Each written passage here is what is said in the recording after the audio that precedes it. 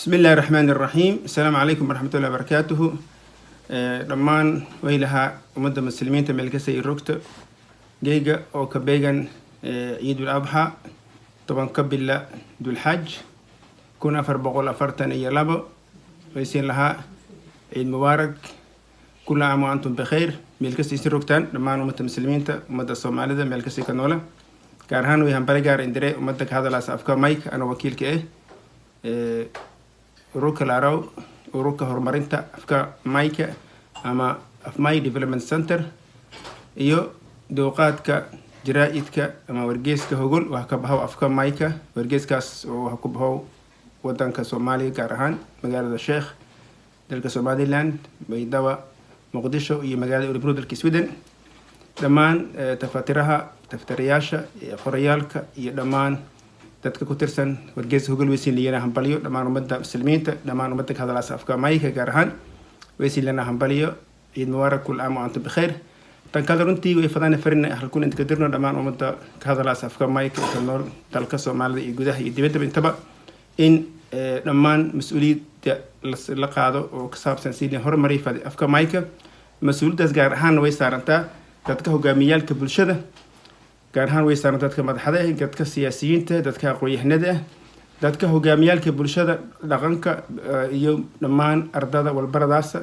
iyo lankasta aqoon leh afka mayka inii maartay waqti shay geliyo sidii la horumari fadin dhaqanka iyo luqadda afka mayka sababta meeta way dhaqanka tika weeya iyo luqadtiita waa sumada tiita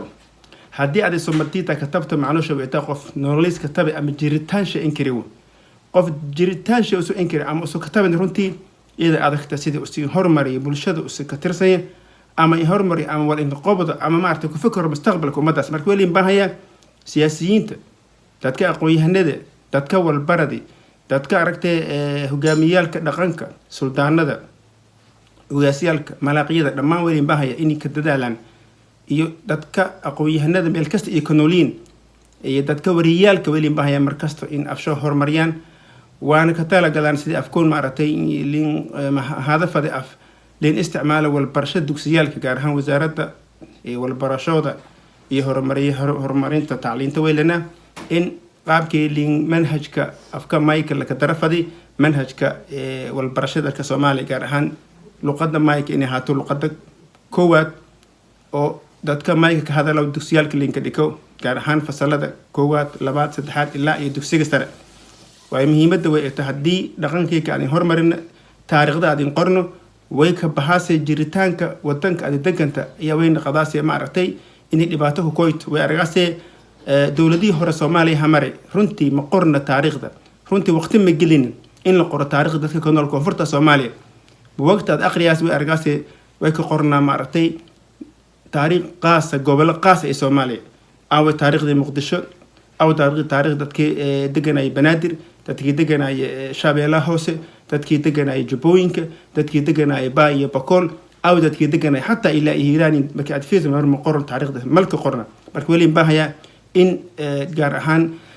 hay'adda hidaha iyo tacliinta sare dalka Soomaaliya in arrimogaas eelin ka fakar in waqti la qoro taariikhda la qoro in maartay si adag maartay liin qoro si daacad liin qoro si cadaalad liin qoro way hadii taariikh nus ummadun lagu tabo